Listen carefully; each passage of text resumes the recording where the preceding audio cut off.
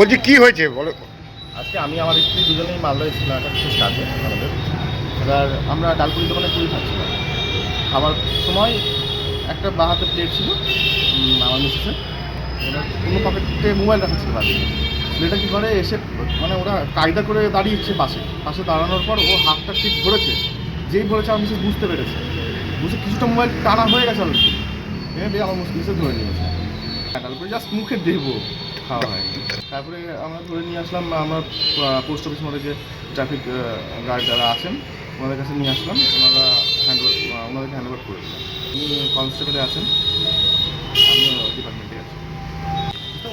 Pocket থেকে already মোবাইলটা টানা হয়ে গেছিলো, অল্প একটু বের হয়ে গেছিলো মোবাইলটা, দিয়ে বুঝতে পারলো টাইট ছিল যেহেতু যেটা জ্যাকেটটা দিয়ে ধারণ করেছে। আপনার নাম? তুষার কান্ত বসা। আপনার ওয়াইফের নাম কি? অন্যতম আমি এখানে খেতে এসেছিলাম, খেতে এসে মানে জাস্ট খাবারটা হাতে নিচ্ছি, তখন দেখছি ও হাত দিয়ে আমার পকেটের মধ্যে মোবাইলটা বার করছে। কখন বুঝতে পারলেন? আমি বুঝতে পেরেছি যে হাতটা দেখছি কী ব্যাপার, পকেটটা টাইট, কী ব্যাপার নড়ছে কেন, তখন দেখছি ওর হাতটা আমার পকেটের মধ্যে অলরেডি ঢুকে আছে। মোবাইলটা বার। আপনি কি কাজে এসেছিলেন এখানে? আমি এখানে আমার একটু কোর্টের কাজ আছে, কাজে এসেছিলাম। আপনি কোন ডিপার্টমেন্টে আছেন? আমি কনস্টেবলে আছি। পুলিশ ডিপার্টমেন্টে? এখন এখন এখন এখন কি করলেন? এখন ওকে নিয়ে যাবো থানা। আপনার নাম? অনন্যা দত্ত। কোটি স্টেশন সদরঘাট। যেটা বলছে তোর বাবার নাম কি?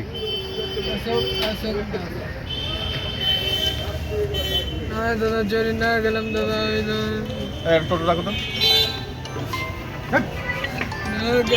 হ্যাঁ কিছু না বলো। নাম্বার নাই।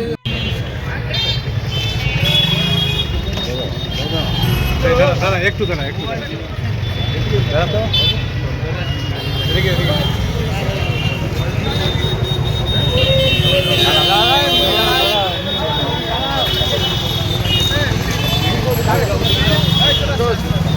বলি আপনি মানে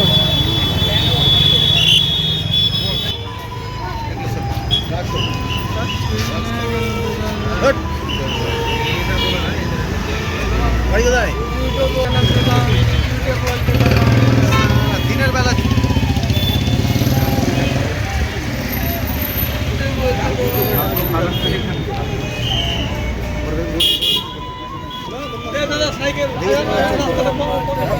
সাইকেল লাগাও সব লাগাও।